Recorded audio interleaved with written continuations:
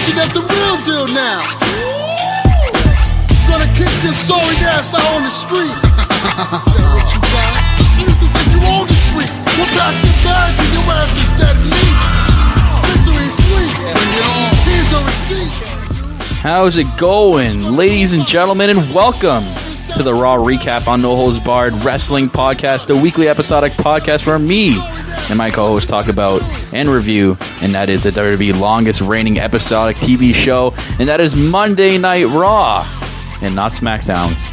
And you know why? Because it's shit right now. It's garbage. It's got like the lowest views ever recently. Yeah, this week. And it's just absolute trash. So we're going to do Raw up until the brand split, and then we have a few ideas what we're going to do with the podcast. After that, you can follow and listen to the podcast on YouTube, SoundCloud, iTunes, and Spreaker. You can also follow us on Twitter as well, and Facebook, and all our social media sites. We're all on there for you guys. We're everywhere. I'm your host, the self-proclaimed greatest host, Kyle Masters, and I am continue to be joined every week by my co-host, the boss, Mr. Corporate himself, Corporate Cappy. Yep. He's here. Mr. Here. Corporate himself. We're here. I'm here too, yes.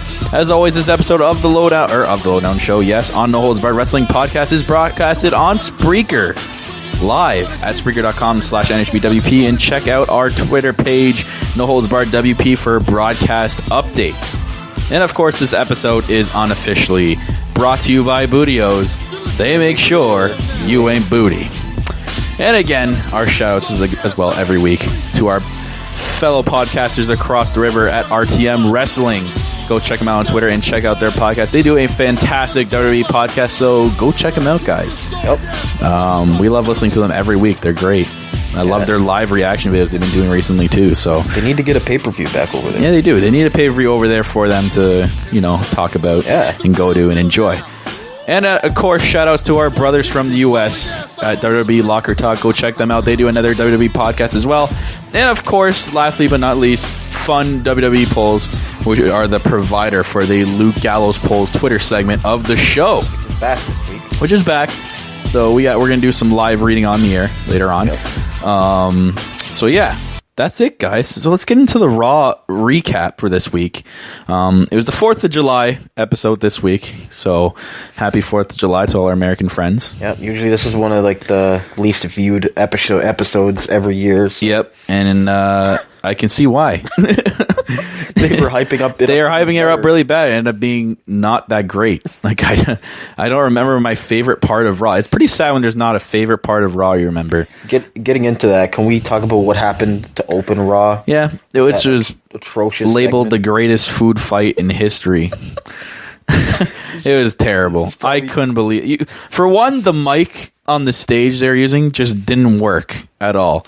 It wasn't even that loud. You could barely hear them. And I bet you the TV people were going, fuck, they're just losing their shit trying to turn up the volume. They just couldn't do it. Yeah, the vaudevillain started singing, and then oh man, it was just food thrown at them, and then Miz came over and with Miz's white suit. He's in a freaking white suit. Yep. And getting Maurice to shut everyone up, and he gets chocolate sauce all over him. Started the fight. And oh my god! Big Show got thrown ribs, or he threw a rib at Kane. And I love the arm wrestling match between Apollo Crews and Cesaro this entire time, just staring at each other with a poker face the entire time from the beginning of this segment up until the end. They're just getting food thrown. They're just still. And just stay perfectly still, not moving. Kevin Owens was underneath the table. I couldn't do it. I couldn't sit there arm wrestling someone with food being thrown at my face and keep a straight face too. And then Kevin Owens hiding underneath the table. Yeah. Oh my god! And then Kane and Big Show gave Heath Slater a double choke slam through the table. Oh my god, that was god awful. And the last one was Bo Dallas tried pull a punch over someone, and then Cass ended up dumping it on him. God. It was terrible. And then Kevin Owens comes out clean, and he's the last one in the room, and he gets random cream pie from whoever. They didn't even show. Who it was. I thought it was gonna be Sami Zayn or something. I just don't understand why they didn't show who did it. And honestly, I was literally waiting for Ron Simmons to come out after and go, "Damn, this was a damn segment." I can't believe he wasn't there. What was he? Was he busy somewhere? Was Ron Simmons booked that night? He couldn't make it. Busy guy, Oh my god. But getting into the opening match, they had, before opening match, they had Lillian Garcia sing the national anthem, which is really well done because she's a fantastic singer. Lillian Garcia's voice is just phenomenal. the opening match, and it was hilarious. Like right after the U.S. national anthem, like Rusev's music hits. I thought Rusev was going to interrupt her, to be honest. That was hilarious. I'm like, oh my god, that's a gutty move WWE. And they had the opening contest for the U.S. title, Titus O'Neil versus Rusev, and Titus loses. I don't know if that's a good idea to have a guy that was like basically wearing Virgil's pants. I don't even know what the hell were those. like literally, someone matched him up on Twitter to a uniform that Virgil was wearing once. So I don't even know what that was. And he's like all patriotic, and you have him lose in the opening contest on July 4th. Yep. Oof. That's pretty bad. He tapped out to the accolade. Yeah, and then he went badmouthed the U.S. after. He did? Yeah, he kind of like hooray for Rusev. Oh, I thought you meant Titus O'Neil. USA. Oh, yeah. Oh, my God. It's hilarious. Every single week he's been doing this, but I don't know. Expected it to be a better. Does this feud continue from now on? Like, what do you do with Titus and Rusev after this? Does he have a rematch at Battleground? Like, it's really tough to do something like this. If they've rushed a title match way too quick. Like, I know you're trying to boost up your lowest rated holiday show, but come on. Like, how many matches have they had now?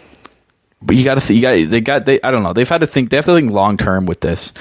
So you're either going to drop the feud right now, or you're going to continue it and you make it more appealing. So I don't know where you even go from here. But I don't. Speaking of horrendous, the next segment, you have the Social Outcast. Oh man, why are these guys still around? Why? They come out dressed as the Minutemen, like copying Damien Sandow with all these gimmicks. And Damien Sandow's just come back. He'd be perfect for the Social Outcast. I just don't know why he's not. Okay, but they let him go that fast. Anyways, they come out dressed as the Minutemen, and thank God they get interrupted. They get interrupted by Enzo and Cass, who just shoot an unreal promo on them, just like ripping them all apart, and then leads into a squash match. Literally, that was like a 2-minute match.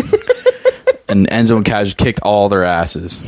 All 3 of them. Yeah. It's terrible. It was awful. Oh my god, I don't understand the Social Outcast. I don't like it. Curtis Axel should just be a singles wrestler. I loved him as a singles wrestler with the whole the next Paul Heyman guy. Bo Dallas could have had potential. He was NXT champion, for Christ's sakes. And then you have Heath Slater, who's just, you could release Heath Slater and no one would really care, right? He's been the jobber for 5 years. I think he's one of the guys backstage who's like, you know what, I'm happy being a jobber. Whatever, I'll be that guy. He knows he'll never be like world champion or mid-card champion, so whatever. I guess he's having fun doing it, so good for him, I guess. But this stable is just... Yeah, no, the stable's got to go. 100% stables split up. It just got to go. It's got to go out the door. It's done. Let's talk about something interesting then, which is Cena and Styles. And they're back at it again, shooting promos on each other. They had another promo this week. They're still breaking the fourth wall, just literally going absolutely nuts on each other. I can't. This promo and this feud is just so good. I really like it. It's so good. And I've said it before, and I say it again now. This should have been saved for WrestleMania. They could have done like a 3-month feud leading into WrestleMania, and this would have been an unreal, like one in a lifetime match at WrestleMania. They should have done that. Now it's just, unless they have bigger plans next year, I don't know what you do. But the Styles Club did like hilarious promos this week on like hashtagging beating up John Cena. Yeah, what do you do for breakfast? I beat up John Cena. They just kept going on and on. It was just hilarious. And then they finally surround the ring, and they start beating up on Cena, and then Enzo and Cass, who we just spoke about, come out for the save. Okay, so ended up being the super baby faces to come out and join Team Cena. So I really like that idea. Like you talked about, I think it's going to elevate Enzo and Cass. Yeah, we were talking about that. We were just saying like this is going to be a good idea for a team like Enzo and Cass to get that credibility that they need, is to team up with Cena. It's like, as much as we hate John Cena, he's the guy you want to team with to get that credibility. And as much as they're over now, this is just going to make them extremely more over. Makes them a credible tag team. Yep. So the match is officially announced now at Battleground. It's going to be Cena, Enzo, and Cass versus the entire Bullet Club. Bullet underscore underline everything Bullet Club. Oh, they're not the club. They're not a good club. They're not a bad club. They're the club. Okay, the only thing I can take out of the club is their logo. It's phenomenal. If you zoomed up on it, if anyone zooms up on it, it's really cool. It's got the Japanese rising sun bandana, and then in the middle of the mask and on the two sides, it has hashtag and then their initials. So it's pretty cool. I like the logo. They did a good job with that. It's just it's too bad they can't call them the Bullet Club. I mean, I'm gonna call them Bullet Club from the rest for like the rest of their career because I knew them as the Bullet Club in New Japan. All three of them were on the Bullet Club. I'm calling them the Bullet Club. John Cena called them the Bullet Club. John Cena called them the Bullet Club. Yeah, they broke the fourth wall there. So this is cool. I really like this. I think it's going to be probably one of the matches of the night, actually, at Battleground. I really hope this club thing doesn't go dry from here. They need to keep elevating these guys to make them good and to make them not irrelevant as some good teams end up being. So from then on, I honestly think they should be the next tag team champions. As much as people want Enzo and Cass to be the next tag team champions, you have to have the club as the next tag team champion. You need a heel. You need a heel to hold on to these titles. Unless they plan on splitting the tag titles up again with the brand split. But you got to give them a set of titles to keep making them credible. Yep. I'm sure not credible, irrelevant. And I'm sure AJ Styles will get a mid-card title. Yeah, I think him and Cena are probably going to be the ones that battle for the new World Heavyweight Championship, whether that be on Raw or SmackDown. Mm-hmm. That's yet to be seen or heard of so far. I mean, we had our Lowdown show last week, and we had updates on what the draft is going to look like and the future plans, and nothing else has been released so far. We had, speaking of that, we had Vickie Guerrero come out this week. Terrible. To plead her case on why she should be the next SmackDown GM. No. No, thank you, Vickie. Stay away. Stay away, Vickie. Yeah. We don't need you back again. And they escorted her out of the building. Yeah, they escorted her out of the building. Best was the backstage segment when Dolph Ziggler was standing there. Oh, yeah. He was talking on the phone with his mom or something, and he puts the phone down. So, she's like, Dolph, remember we have so much history. Tell these guys you know me. And he's like, guys, I've never seen this woman in my life. And they just take her Yeah, that was great. That was probably the best part of the whole night. Good for Ziggler with that humor. But yeah, Vickie come back. She's the next former SmackDown gem. Then what do you do from here now? So yeah, I mean, if they're going to keep doing SmackDown ones and not Raw ones, then you got Paul Heyman that could do it next week. You have Stephanie that could plead her case as well. And that leads into the draft. So I think you have 2 weeks until the draft. So it's really tough. So, actually, there's only one more week until the draft. Next week is the final week of shitty SmackDown. Holy crap.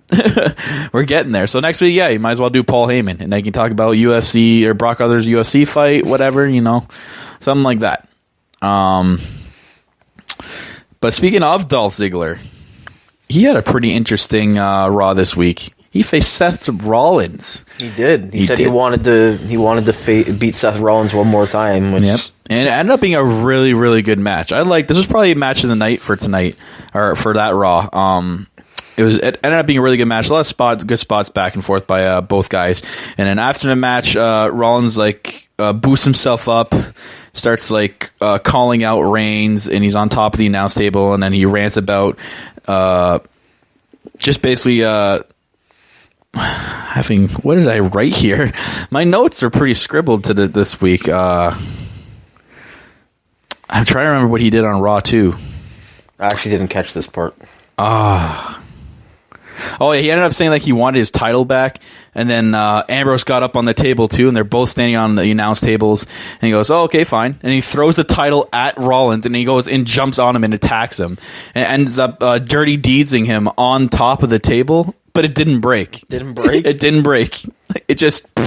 break. Wow. Yeah. I thought it was supposed to break because it looked really bad, but maybe it wasn't supposed to break. But it was the Spanish guy's announce table, so I'm like, okay, that's definitely going to break now. They're on the right table to do so. But before that, Ambrose did face Miz in a champion versus champion non-title match. That match. Yeah, it was a decent match. I mean, not taking anything away from Miz. I say this a lot. Miz is actually a great wrestler. It's just his gimmick he's more about his gimmick than his wrestling. Yeah. So, and that's okay because he's got a pretty funny gimmick. The blind nun gimmick, whatever. Mr. Movie star. Yeah, it was a decent match. Ambrose ended up winning, but then like after the match, Rollins came out and they kind of did like a eye to eye thing, and then Ambrose kind of like looked back twice at Ambrose from the ramp, going, "What the hell was that?" And runs back into the ring, and Rollins is ready to fight him, and then he just dodges Rollins and goes to the announce table to go on commentary. So then Ambrose was on commentary for this match, and that's what led to the announce table thing. And again, it didn't break. It was really funny. I thought it was supposed to break, and I'm like, oh, was that a botch? That be worse for Rollins because that would kind of hurt, right? Because there's not like just there's no give. There's no give. Yeah, that's it. I don't know. I couldn't tell you what the hell that was. I tweeted about it. I'm like, was that a botch? I can't tell at all. But anyways, let's move on to the women's division. Hey. Where we had Corporate Cappy's here's girl Sasha Banks confront Charlotte. Yeah, after her horrendous promo. Yeah, it was a really good promo by Banks. I mean, I read a lot on Twitter. And I sort of agree with a lot of you out there. Like, it felt like it was too scripted and just it felt like Sasha was just reading right from a page. But you got to give her credit. I mean, right now, they're probably slacking on promos and other things just to just waiting for the brand split to happen. I guarantee you, after the brand split happens, everything's going to turn. Everything's going to be different. It's just like, it's almost like they're giving her the Roman Reigns treatment. Like, they're not letting her speak for herself. And she's got unreal mic skills. Look at her promos in NXT. Look at NXT. She was incredible. It's just like, it almost feels like she needs to sound less like she's reading a script and more like herself, which she can be herself. But it's tough to say, like, because you don't know what's going on backstage. I did like the line about Charlotte was like, "You're not even in the conversation." Sasha's like, "No, I am the conversation." Oh yeah, the crowd went nuts. That was a great line. So yeah, not the whole promo was bad. Like, I thought it was a really good promo by her. She looked really, really strong over the champion. It looks like they're getting set up for a match, maybe at Battleground, or maybe they're going to do like a tag team match at Battleground. Like, I don't know if they're going to save that for the one-on-one match for SummerSlam or what. So it's going to be interesting to see. Yeah. I mean, I think they're going to have a match at Battleground, and I think Charlotte's going to win 30 or something, or like by DQ or some bullshit. I'll set up the rematch at SummerSlam for the title. Yeah, I can kind of see that too. And then after the segment happened, Charlotte tried beating up Sasha, and she kicked the shit out of both her and Dana Brooke. Yeah, looking really strong, Sasha Banks. Put her in the bank statement and everything. It was really good. And then there wasn't much that happened on SmackDown, but on SmackDown they had a backstage promo. Ooh, a backstage promo on such a great episode of SmackDown this week. I don't know what else happened on SmackDown, but I don't blame you.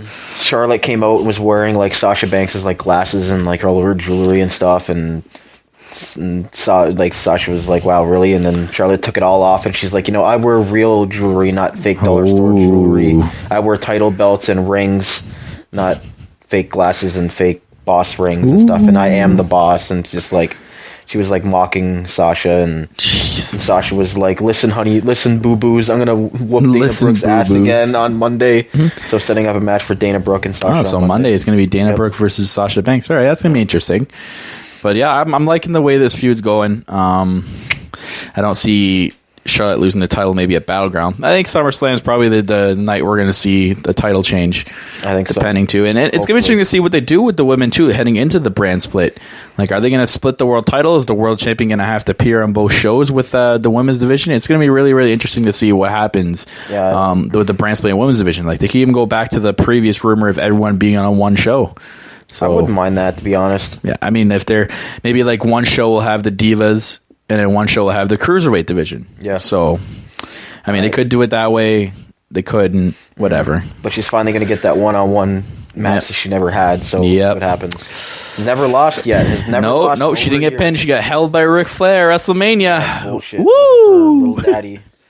Oh yeah, and then that was another good part where she said, "You're living off your daddy's gimmick from the '80s or something like that." I remember what she said on Monday. Oh yeah, living off your daddy's chirps tales from the '80s. I was the like, chirps I love it. By Sasha Banks. Love it. Savage, boss. I love it. But speaking of the women's division, let's head into the other feud with Becky Lynch and Natalia. I actually like this secondary feud. I like Becky's like fiery side. I'm giving it a second go. At first, I didn't like it. Now I'm liking it. I actually love how both girls are just going nuts on each other now, just beating the shit out of each other. We're seeing this aggressive side of Becky. Yeah, really aggressive side out of Becky. She had a match with Summer Rae this week. Great. And she like basically almost tore her arm off. Like she almost like ripped her freaking arm out. It was nuts. But Becky just looked relentless. So that's going to be a very, very intense match at Battleground. I really hope it is, and it's not really like a slacking kind of match. Yeah. And it ends up being like a kickoff match, and it's just really shit. I hope they save it for the main card. So yeah, for once, I'm actually excited for a secondary diva. It's crazy. I always say that. Like we don't usually see that lately. So there's actually gonna be 2 really good diva matches at Battleground. I'm really excited for that. Yep. That match is not even official yet either. But that's what it looks like it's gonna head into. Mm-hmm. But yeah, interesting. Women's division. I like it. Thumbs up. Thumbs up to this week for the women's division. We'll see what happens when the brand split comes. But moving on Raw. Oh man. The main event. You call this a main event? We have to talk about it. What about the promo or the backstage thing beforehand? A Big Show hyping up. Yeah, that was hilarious. Oh my god. No, Big Show hyping up his team was like them just standing there. Literally just standing straight and hyping them all up. And then we had the other team. Worlds was fantastic. Oh my god. Chris Jericho literally made that whole promo hilarious. But like they were all talking and Kevin Owens was like, you know what, I don't want to hear this crap. I just want to beat up with some stupid Americans. Yep. Get on the same page. And then leaves. And then Sheamus leaves. And then Del Rio leaves. Yep. And then it's Jericho, Zayn, and the Lucha Dragons left. Oh, God. And then Cesaro's like talking to him in Spanish. Like, and what Jericho says, oh my God. He's just like, yeah, listen, Owens. Or he's like, yeah, listen to what Owens said. And you better watch it. And Zayn's like watch what? And Jericho just points at him. It. And then walks away with this like snarl on his face. Oh my god, he's and then the so Lucha good. Dragons are like, "What's it? What is he?" He's so good. He's so good. That was honestly priceless. I love Jericho.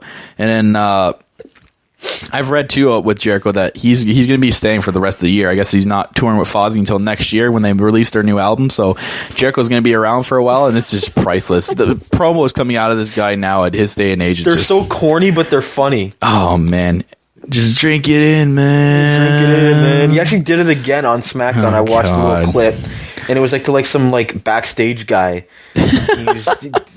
Just some random guy backstage. Yeah, he was like something about, I don't know what it was, but then Jericho just went "it" to him again, and then walked away. God. Like just some random backstage guy. I'm Jericho. Drink it in, man. And then people were like posting on Twitter like of "It" the movie with the clown. Oh yeah.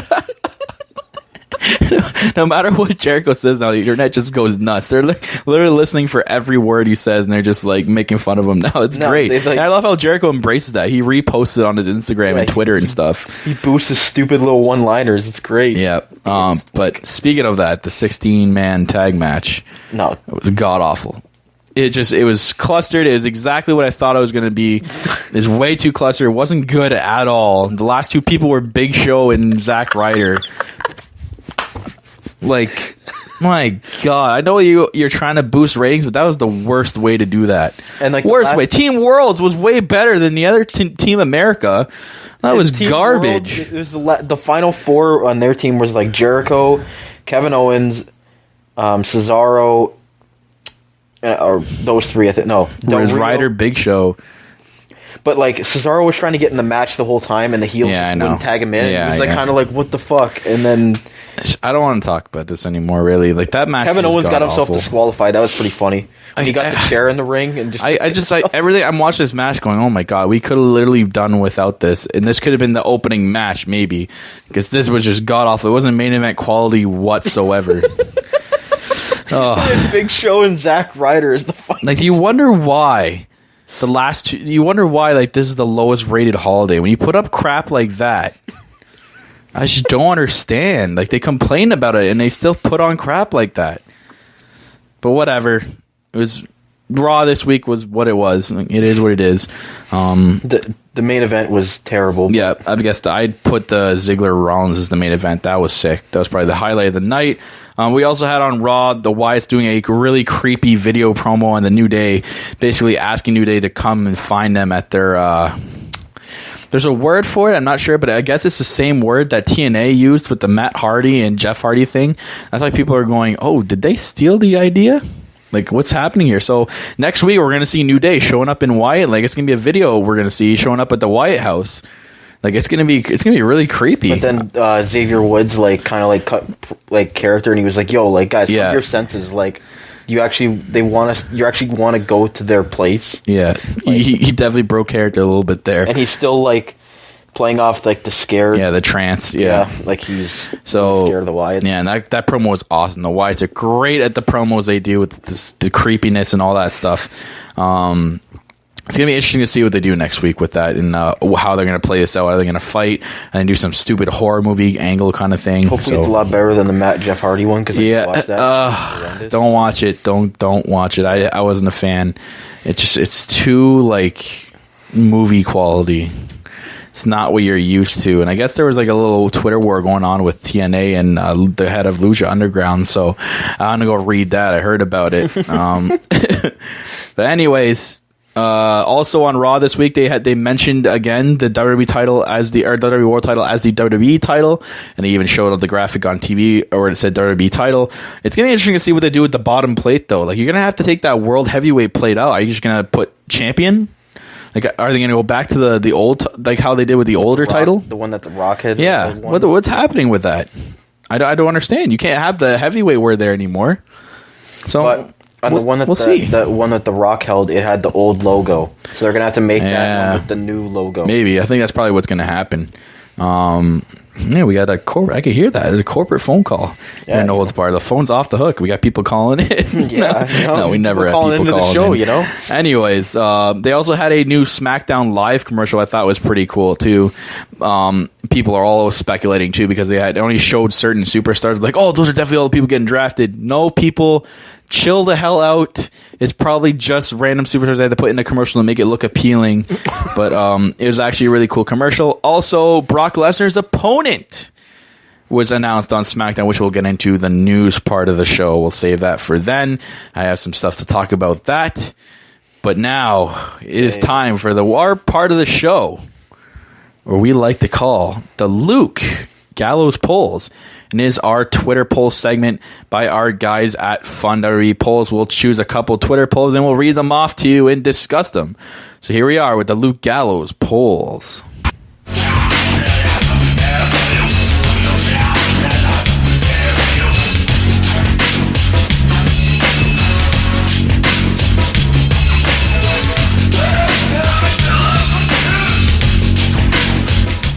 All right, guys, we're here. The Luke Gallows polls, our favorite time of the show.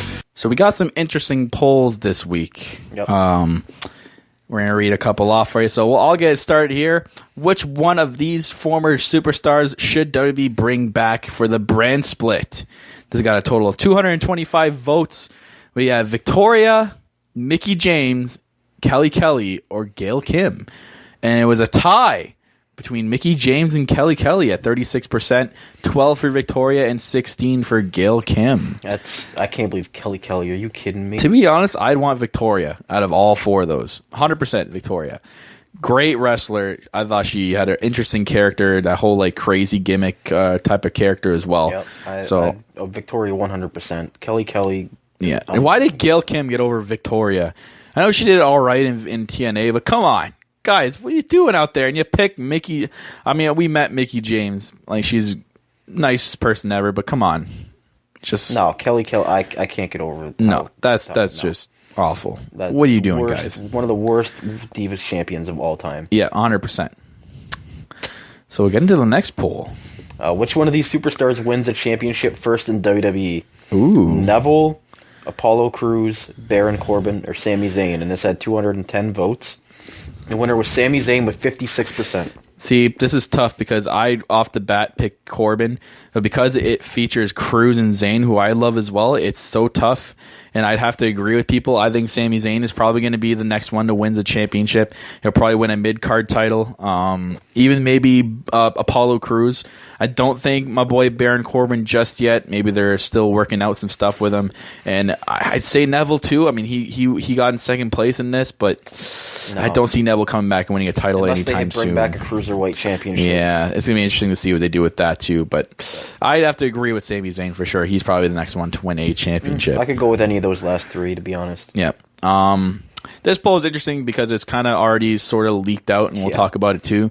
But which one of these NXT stars debuts first on the main roster? We have Bayley, Finn Balor, Samoa Joe, and Shinsuke Nakamura. The winner, with a total of 257 votes total for this poll, 67% Finn Balor, 18% Bayley, 9 Joe, and 6 Nakamura. And we know Finn Balor is set to debut at the draft, so yeah, it's going to be Balor. I'd say followed by Bayley.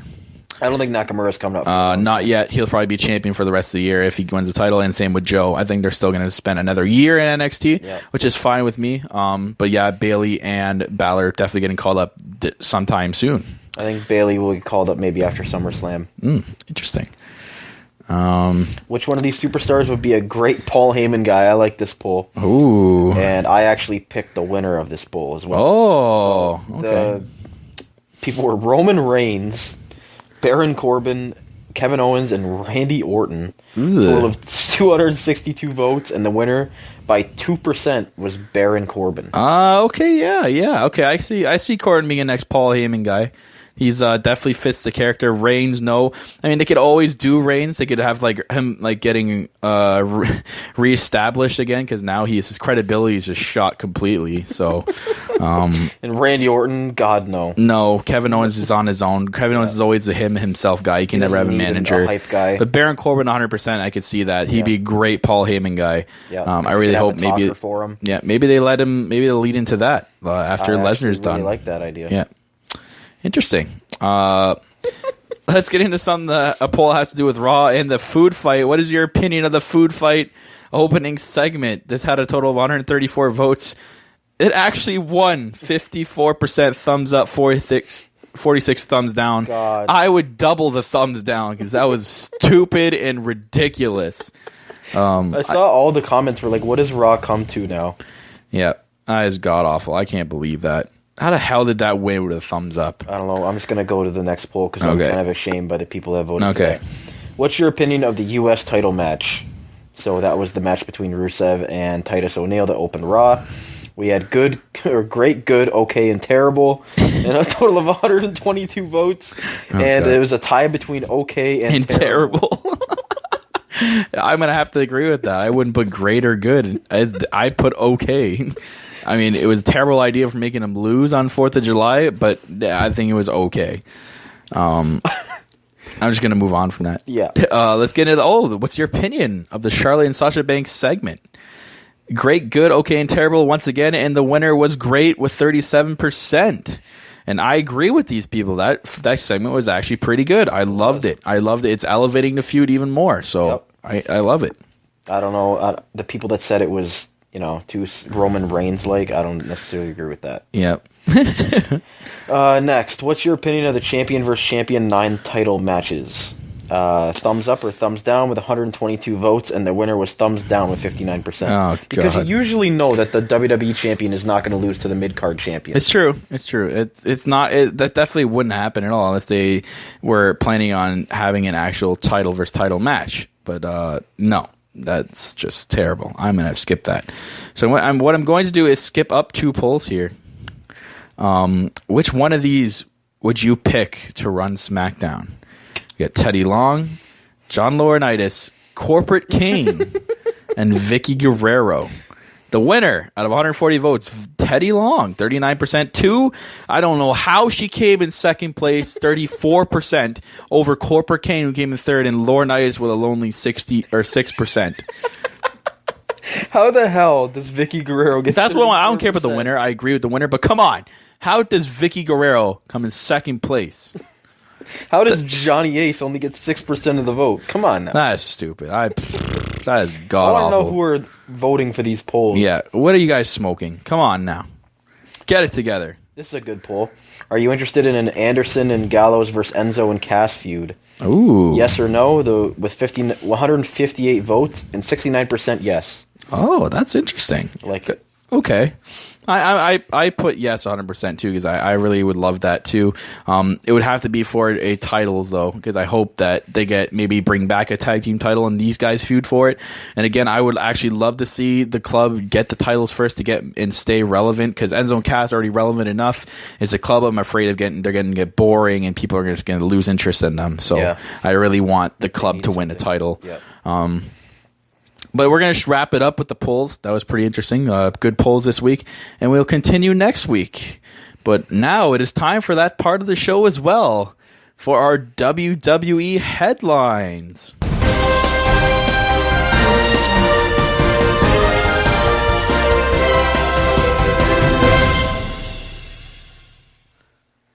All right, guys. Welcome to WWE Headlines, the news part of the show where we talk about what's going on in the wrestling world. You know, chitter chatter here and there about it. So let's get into something that I want to talk about right now, and that is the Brock Lesnar opponent for SummerSlam. So they have chosen Randy Orton. Are you kidding? Are you? You got to be kidding me! Someone pinch me for Christ's sake! What the hell? Why Randy Orton? Why? I know he hasn't faced them, but why? What would make that match any relevant? How could they hype this match? Both these guys haven't been here in how long? Plus, Randy Orton's boring as hell. How do you hype Randy Orton? So Brock Lesnar. Oh my god! For one, Brock Lesnar doesn't even talk. Paul Heyman talks, and now you have Randy Orton, who can't even talk. He's boring. And that's the thing. Like, neither of these guys have been here for like a long time. I don't understand that this match. Like, I guess it's like, I do want to see this match because they've never wrestled each other before, and they both came up at the same time. But at the same time, I think it's past its prime. It's way past its prime. Like, literally, both these guys are way past their prime. I don't understand. Oh man. I mean, Randy Orton is set to be at the Performance Center next week to begin working out in anticipation to get medically cleared for his in-ring action at SummerSlam. He's advertised for live events in Texas this August, so it's going to be interesting to see what happens. It's not been confirmed 100%, but there's at least belief backstage that Orton could be announced as Brock Lesnar's opponent for this year's SummerSlam and a possible rematch down the line. For one, why do you even rematch that? Who wants to see a Lesnar-Orton rematch? I think that's a one-and-done match, and you never have that match ever again. Like, does Randy Orton know he's going to get probably punched in the face, like a real punch in the face? Because Lesnar has his UFC 200 fight, and he's got to transition back to wrestling, which is fake. You can't really punch someone in the face. Yeah, he's coming off that fight. So I bet you, Orton, you better get ready to get actually knocked the fuck out. Is that going to be his first match back? Like, yeah. I really hope they do something else, though, in between. Like, he has like a match on Raw or whatever brand he gets drafted to. That's one thing, too. These guys are both going to have to be drafted to both, or, well, I guess, you know what? They could get drafted to separate brands and have like an inter-promotional match, or, you know what? You're going to have to draft these guys both to the same show. And if the match is already announced, so do you package them up in the draft? Like, if you draft Lesnar, you have to take Orton, or if you draft Orton, you have to take Lesnar? I don't understand that. How do you make a SummerSlam match before the draft? Make a SummerSlam match before Battleground even happened. Unbelievable. Like, I found this really stupid. Why would they announce this already? Oh my god. Is this going to be the main event? This is just like, it's just because of all the hype right now. It's so bad. Like, WWE's got to calm it down, slow it down. You could literally announce it after his fight. I just don't understand why they're announcing this right now. After Battleground. Like, we haven't even had Battleground pay-per-view yet. And you're announcing... Yeah, we don't even have the full card for Battleground yet. And you're announcing matches for the next card. I don't understand. And people say he makes a great opponent for Lesnar, but I don't see it. You guys, he's just going to get his ass kicked. He's going to get suplexed like a million times. There might be an RKO out of nowhere, but he's not winning. Lesnar's winning this match. I'm calling the SummerSlam match already. Like, Lesnar is winning this match. I'm going to go back and listen to this again, because Lesnar's winning this match. He's not losing. Imagine if this was the main event. I I really hope it's not the main event. If this becomes the main event, I'll seriously debate on watching it or not. Hey, maybe Randy Orton can. Maybe he's learned how to cut a promo. I don't know. Yeah, in a year and a half he's been off. He's been gone for so long. And I do remember back when he did get injured first, he said if I come back, it's going to be part-time basis. So I really hope after SummerSlam we don't see him until Royal Rumble. Like, we just don't see him at all. Because we really don't want to see Randy He's just taking up space for the people that we want to see get pushed. We talked about this before. In order for the new people to succeed, they need to get pushed the right way. You cannot keep bringing back part-timers to take away the spotlight. They literally could have done either Baron Corbin against Lesnar for SummerSlam, or Samoa Joe, or someone better than Randy fucking Orton. It doesn't make sense. It does not at all. But oh my god! like, I guarantee you now the poster's gonna have Orton and Lesnar on it. Fucking unbelievable. How is Randy Orton gonna hype this match? Like what promo is he possibly gonna cut? Randy Orton, legend killer. I want Brock Lesnar, RKO out of nowhere. I don't understand. Maybe Vinnie Mac's high on him. Like, remember on Lesnar or Randy Orton? Maybe he's like, Orton can cut a good promo. Oh my God, like the whole Braun Strowman thing where we didn't see Braun Strowman's new moveset. Oh yeah. Apparently Braun Strowman's like the savior of wrestling that we haven't seen yet. Is Randy Orton the other savior? Like, is he going to save the Lesnar hype? He's going to keep it up. There's the hype right there. Everyone's hyped up. He's going to UFC 200. Then my hype's going to drop down after that fight. He's come back. I'm like, oh yeah, Lesnar's come back. Oh wait, he's facing Randy Orton at SummerSlam because I'm excited for that to happen. So it's a squash match essentially. He's gonna fucking ruin Randy Orton, and they better do something after the squash is done. Like, they better announce Lesnar's next opponent after that. Someone interrupt them or something, because that's just bogus. I just don't understand. I don't understand. I thought he was supposed to be feuding with the Wyatts. That's what I thought. I remember that too. Yeah, because remember they knocked him out of the Royal Rumble. But I guess the whole thing with the New Day. I don't know. My hands are up in the air to this. Maybe they're saving that till after. Would you rather see Brock Lesnar versus Braun Strowman? Yes. And I want it to be the co-main event, not the main event. You'd rather see Braun Strowman than Randy Orton in that match? Yes. I don't want to see Randy Orton at all. He's not supposed to come back. You're done, man. You've done all you can in WWE. You're not becoming world champion about again. Randy Orton right now. Look, listen to this right now. It's terrible. Randy Orton, stay away. You're making our phones ring off the hook here, man. Just stay away. We're moving on. Some more news. It has to do with the brand split. Apparently, WWE is interested in bringing back 2 former members to the company, and there's some great superstars here. Kurt Hawkins and the one, the only, Jimmy Wang Yang.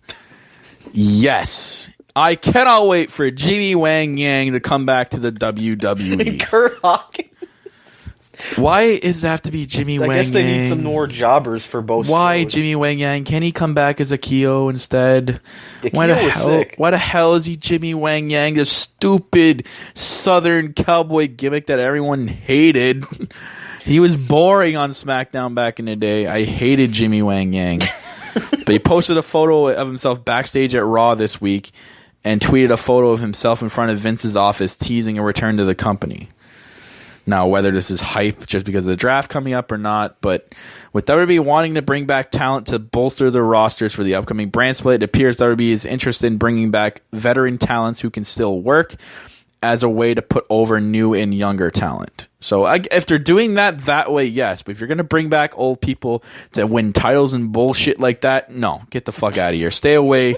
Let the new young people come up and actually establish themselves, or else they're never going to be able to establish themselves. Well, I think these 2 guys are coming back to be jobbers if they do come back. Like Kurt Hawkins was always a jobber anyway, so I don't see him ever being more than No, that. You're gonna bring back the Edgeheads, like him and Zack Ryder gonna team up again. God, they'll probably do a segment like that. But WWE is also interested in signing Lucha Libre stars Velato Jr. and Rush. I guess Rush worked as a WWE tryout last year when the company signed La Sombra, also known as NXT's Adrande Cien Almas. They're also interested in signing Moose, but there is also a couple of other companies interested in signing Moose, as in Ring of Honor and Impact Wrestling, and as well as Lucha Underground. So Moose is a sought-out free agent right now. Yeah, and we saw him at House of Hardcore. He's actually really, really over. I hope WWE gets him because he will do extremely well with NXT, and I hope he sees that too. I mean, he doesn't have to make the money yet. Like, he can sign like a basic NXT contract, but as he knows he's going to get over, and WWE likes it when you're over, and they'll pay you the big bucks if you're over. So Moose needs to sign with WWE. I really hope he does. Yep. Like, that's just, it has to be done. Other news, we had I saw a little Twitter battle between Taz and Rock the other day. Oh my god, it is actually really hilarious. I guess Rock started this like wrestling promo challenge type of show, and I guess Taz has been doing it for a year on his radio show, and Taz promotes it. Tweets it. He goes, "Been doing Hump Day promos for 1 year on the Taz show. Rules never change. 45-second promo. We all worked hard. Now at the Rock doing it. Wow. My bro at the Rock straight up gimmick infringement on a weekly series I've been doing for a year." And then Rock tweets back, "Bro, just seen this. Surprised to see all your tweets when you could have just reached out personally and we could rap about it." Oh. And then Rock says, "After, I had no idea you even had a radio show, man. Our show is just for the fans to have fun, no heat. This is silly. I will text you." And they started to make up after that. And then Taz leaves up by saying, "I have no beef with you, Rock, but you should do your homework." Ooh. So Rock and Taz, surprisingly, right? What is Taz doing? I gotta go see the show that The Rock's doing now, and see what Taz has been doing either, because I've heard of none of these. Yeah. But getting into the Cruiserweight Classic, the bracket has been officially released. A lot of people on here that are, again, recognizable. We have Tajiri, Johnny Gargano, your boy, Zack Sabre Jr., who I really want to face, or I really want to win, sorry. We also have, let's hear Brian Kendrick, if anyone remembers Brian Kendrick. Him and Paul London had a pretty good tag team in WWE. They're tag team, longest reigning champions, actually. Other than that, there's some other names on there that I've kind of seen before, but not too much. But yeah, it's going to be exciting. I guess Tajiri, Kendrick, and Johnny Gargano. Yep, and they had a special on Wednesday right after NXT where Daniel Bryan was a guest host talking about the bracket. Yep, that's going to be cool. I guess Daniel Bryan's still staying with WWE and doing some more stuff, I guess, just staying WWE related. I mean, he sucks about his injury and we can't see him wrestle anymore, but I guess this is good for him. Tyson Kidd update has nothing to do with wrestling, but Tyson Kidd posted a response to see if he's still going to be on Total Divas this season. He's said, "No, I've been taken off for the upcoming season." I wonder if that means he's coming back. Are we going to see Tyson Kidd again? But that guy's had, speaking of injuries, like Tyson Kidd, lots of injuries, that guy. I don't know when he's coming back. I'd like to see him back, but maybe the draft, something. Maybe. We'll see. Other than that, that's pretty much it with the news around the wrestling world this year.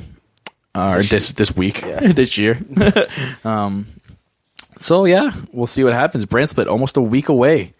We're getting down to it, guys. Yep. Hoping we get some more news coming out about when, what's going to happen. When are they going to announce the GMs or the COOs? The COOs. They are now Chief Operating Officers. We're hoping maybe either next week or maybe at the draft, maybe they do like a drafting of the COOs, like they do like a randomizer on the screen kind of thing. So that'll be interesting to see. But other than that, guys, that's it for this week's Lowdown Show on No Holds Barred Wrestling Podcast. The weekly episodic podcast where me and my corporate co-host do the Raw recap because SmackDown is terrible. For now. Of WWE's longest rating episodic TV show, Monday Night Raw. You can follow and listen to the podcast on YouTube, SoundCloud, iTunes, Spreaker, all of that, guys. We are everywhere, so go check us out. You can also follow us on Twitter, Facebook, and check us out on our official website. All the links will be posted in the description below. As always, I'm your host, Kyle Masters, and I continue every week to be joined by my corporate co-host, Corporate Cappy. You better follow it. You better follow it. So thanks for tuning in, guys. And as always, we're always here reminding you to keep it on the lowdown.